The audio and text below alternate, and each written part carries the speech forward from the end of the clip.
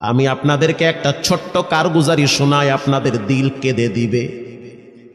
2016 সালের ঘটনা। তখন ঢাকায় মোহাম্মদপুর আমি খতমে তারাবির জন্য 2 জন হাফেজ নিয়োগ দেওয়া হবে কেন্দ্রীয় মসজিদে। অনেক হাফেজে কোরআনরা সিরিয়াল ধরেছে তারাবি পড়াবে। কার মনে না চায় এত বড় এক মসজিদে আমি যদি চান্স পাইতাম তো আমার কপালটা খুলে যেত।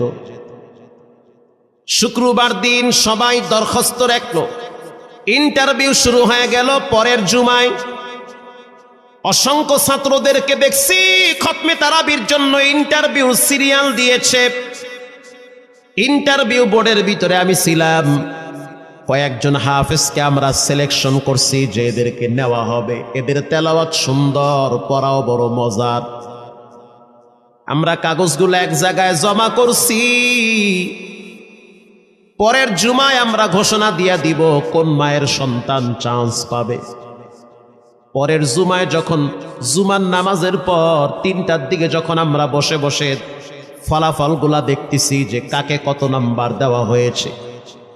দরওয়াজা লাগায় দিছি, জানলা লাগায় দিছি, এসি ছেড়ে দেওয়া হয়েছে, সব লাগানো, বাহির থেকে কিছুই দেখা যায় না।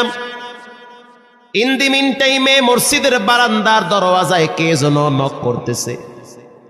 খাদেম সাহেব আস্তে করে জালনা খুইলা উকি মাইরা দেখতেছে যে 2টা ছোট বাচ্চা বাহিরে দাঁড়িয়ে আছে, একেবারে অল্প বয়স। খাদেম প্রশ্ন করলো, তোমরা কারা, কেন আসছো? বলে, আমরা 2 জন আসছি খতমে তারাবির ইন্টারভিউ দেওয়ার জন্য। খাদেম সাহেব একবার পায়ের দিকে তাকায়, আবার জামার দিকে তাকায়, কারণ কথার সাথে বাহ্যিক সুরত মিলে না। অন্য অন্য ছাত্রদেরকে দেখছি কত উন্নত পোশাক পরে, গেট আপ কত সুন্দর করে ইন্টারভিউ দেওয়ার জন্য আসছে। আর এই 2 জনের দিকে তাকায় দেখলাম মনে হয় রাস্তায় ভিক্ষা করতে করতে আইছে, মানায় না, একেবারে গরিব। খাদেম বলল, ইন্টারভিউর ম্যাচ শেষ, চলে যাও বাড়িতে, নেওয়া হবে না। যাদের ব্যাপারে পরীক্ষা নেওয়া হয়েছে তাদের ব্যাপারে ঘোষণা দেওয়া হবে। বাচ্চা 2টা নাসরবান্দা বলতে আছে, আমাদের তো টাকা নাই যে আমরা ভাড়া দিয়ে এখানে আসব। বাবায় বড় কষ্ট করে 2-4টা টাকা জমা কইরা পকেটে দিয়া পাঠায় দিছে, এজন্য আসতে দেরি হয়েছে। খাদেমের বড় মায়া লাগছে, কারণ খাদেমও গরিবের সন্তান। ভিতরে গিয়া মুয়াজ্জিম সাহেবের বলতে আছে, ও ভাই, বাহিরে 2টা বাচ্চা দাঁড়ায় আছে, ওরা নাকি হাফেজে কোরআন, কিন্তু দেখলে তো মানায় না। মুয়াজ্জিম সাহেব ধমক দিয়া বলতে আছে, কোনো সুযোগ নাই, তাড়ায় দাও। খাদেম গিয়া ইমামের কানে কানে বলতে আছে, হুজুর, বাহিরে 2টা বাচ্চা দাঁড়িয়ে আছে, চেহারার ভিতরে এত মায়া, কিন্তু বাহ্যিক সুরত মিলে না, ওরা নাকি কোরআনের হাফেজ। পাশেই তো রহমানিয়ার মুহাদ্দিস সাহেব বসা আছে, তিনি বলতে আছে, কি ব্যাপার, ফিস ফিস করে আপনি কি বলতেছেন? বলে, হুজুর, বাহিরে 2টা বাচ্চা দাঁড়িয়ে আছে, তারা খতমে তারাবির ইন্টারভিউ দিতে চায়। মুহাদ্দিস সাহেব বলল, কোনো কথা নাই, আল্লাহর ঘরের দরওয়াজা খুলে দাও, এখানে কোনো পার্সিয়ালিটি চলবে না। আল্লাহর ঘরের দরওয়াজা সবার জন্য খুলে দেওয়া হবে, আসতে দাও, ভিতরে বসতে দাও। যদিও ওদেরকে দেখতে মানায় না, বংশগত তেমন মর্যাদা নাই, ভিতরে আল্লাহর কোরআন থাকার কারণে আমাদের উপরে ওয়াজিব হয়ে গেছে তাদেরকে সম্মান করা। কোন দিক থেকে মানায় না, কিন্তু ভিতরে আল্লাহর কোরআন আছে, এজন্য তাদের মর্যাদা অনেক বেশি। এবার বাচ্চা 2টা বাহিরে উজুখানায় গিয়া সুন্দর করে উজু বানাইল। উজু বানাইয়া ভিতরে ঢুইকা আমি তাকায়া দেখতেছি লঙ্গির এক মাথা নিচে আর এক মাথা উপরে, এতটাই ভয়াবহ অবস্থা। কিন্তু আজীব দৃশ্য, 2 জনের চেহারা একই রকম লাগে। 2 জনের চেহারা একই রকম লাগে, কে বড় কে ছোট বোঝা বড় কঠিন হয়ে গেছে। মুসলমান ভাইয়েরা আমার, ইমাম সাহেব প্রশ্ন করলো, তোমরা 2 জনের বাড়ি কোথায়? বলে, আমরা নারায়ণগঞ্জে ভাড়া থাকি। বাড়ি কোথায়? বলে, আমাদের বাড়ি কুড়িগ্রামে।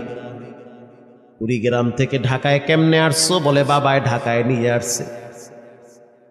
কয় মাসে কোরআন শরীফ খতম করেছ? বলে আমরা দুইজনে 11 মাসে 30 পারা কোরআন খতম করেছি। ইমাম সাহেব একবার চেহারার দিকে তাকায় আর একবার পায়ের দিকে তাকায়। স্থানীয় গণ্যমান্য অনেক ব্যক্তিরা তাকায় আছে এদের দিকে। ইমাম সাহেব বলতে আছে, বাবা তারাবির ইন্টারভিউ শেষ হয়ে গেছে, বাড়ি চলে যাও। যেটা একটু দেখতে ছোট, ও চোখের পানি দেখলাম টিস্যু দিয়া মুছতেছে। কেন কাঁদতেছ? বলে আমরা গরিব, তার জন্য মনে হয় আমাদেরকে তাড়ায়া দিতেছেন।